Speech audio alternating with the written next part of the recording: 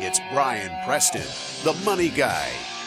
But the first was, and I'll kick this off, is that investing in an internet mutual fund. So investing in an internet mutual fund was one of the worst investments that you've ever made. It must have done pretty poorly. So here's, well, there's always a kind of. And the fact that, realize, and this is the teachable moment, is there's always going to be distractions. Right now it's Bitcoin. A few years ago it was gold. Sure. Tell me how many people, when they find out you're a financial planner, ask you about marijuana stocks. All the time. This stuff is good. So let me just tell you from my experience. When I first started managing money, this is in the mid-90s, internet was kind of a novel thing. So when you hear internet mutual fund, I thought I was a genius because I was getting in on this mutual fund that was going to invest specifically in the internet. Like in .com type stocks and that sort of thing. Back then, the most you could put in an IRA was $2,000. So I put $2,000 in an IRA. I kid you guys, I'm telling you, you think things like 2019 was a good investment year.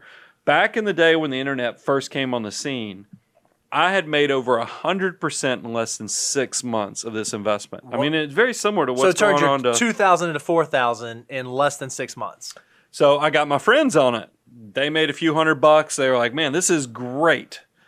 And then we kind of realized just because you put .com behind the name of a business, it doesn't necessarily make it more profitable. Okay. The internet is a tool.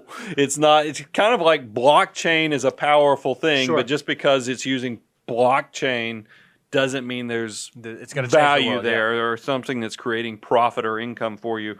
So this thing went bad.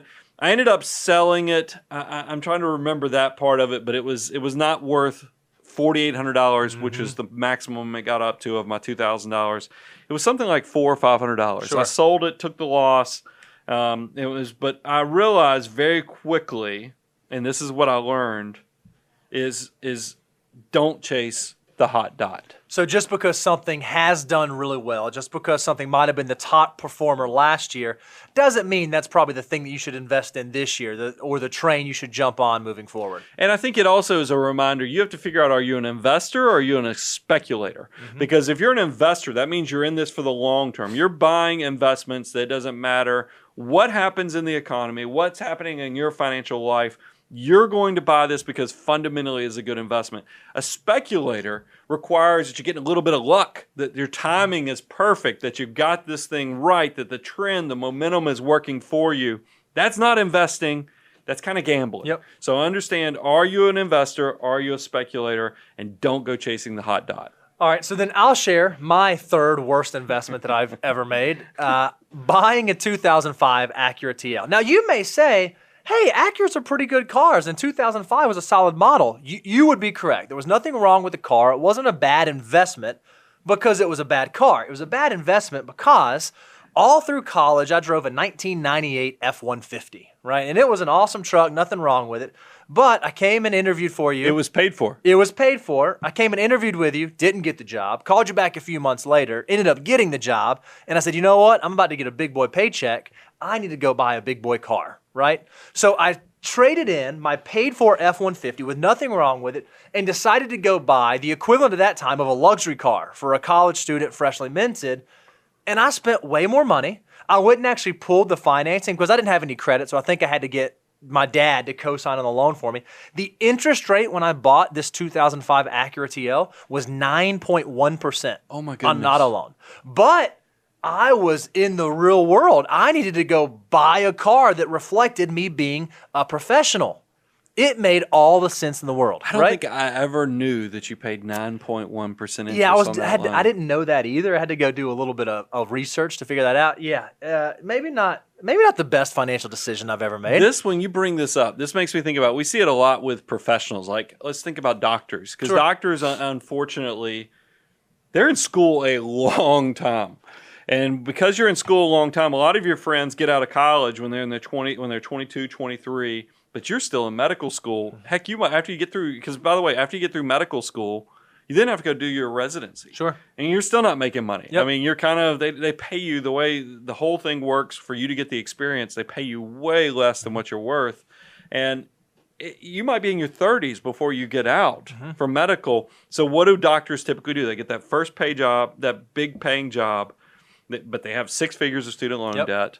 They have all this baggage they carry, plus they're way behind. They go get a fancy car because they want to reward themselves for making it through the journey. You kind of did the same thing. And I'm giving you guys the other side. I remember the first day Bo showed up at work. I look out the window, and I see Bo get out of the car, and I'm like, that car is as nice as my car. What is wrong with this? Because Bo is like 20 years old when he first starts working with me. I'm like, that's not the car he pulled up with. I mean, it's kind of like the no scrubs. You know, you start hearing the music in the background, and I feel like Bo is setting himself up so his friends can all mooch off of him because, you know, the lyrics on that is hanging out in the passenger side of his best friend's ride, trying to holler at me. Whoa. You know, it's one of those things where Bo was totally trying to set it up where he looked the part of success for his friends, for himself, because he had done, because you come from very humble beginnings. And I think that is, you see how often I worked with a lot of professional athletes in my second job out of college. We dealt with this a lot with the professional athletes because you were all trying to look the part. Meanwhile, the skeleton of our financial life might not be as stable. So what did you learn, Bo? This is what I learned. There's some sweetness when you don't skip steps. Now that I've kind of advanced in my career, my wife and I have bought cars, we've bought appropriate cars for where we are, it just made a lot of sense. So I learned the big thing that you don't have to do is try to fake success. Because now, sitting where I sit now, I think about, man, how powerful could those dollars I spent on that Acura TL, those dollars that I paid 9.1% interest on, what if they were part of my 88 times over Army right now? How much more valuable would that money be? Here's another indicator I think is interesting about success. And we all think that we have these trappings. And by the way, I'm about to be self-deprecating to myself on the next example. But before I move on to that one, think about the billionaires we know. Mark Zuckerberg. Yep. Think about stories we've heard about Bill Gates in Las Vegas. There's all a common trend there is the people that actually have the money. What do you notice? Like Mark Zuckerberg is known for wearing hoodies. Hoodies to everything. He doesn't wear designer duds. I mean, he just doesn't do it. And then Bill Gates does not go and gamble like a whale in Las Vegas. It starts. Here's what I've realized in my journey towards success and creating wealth.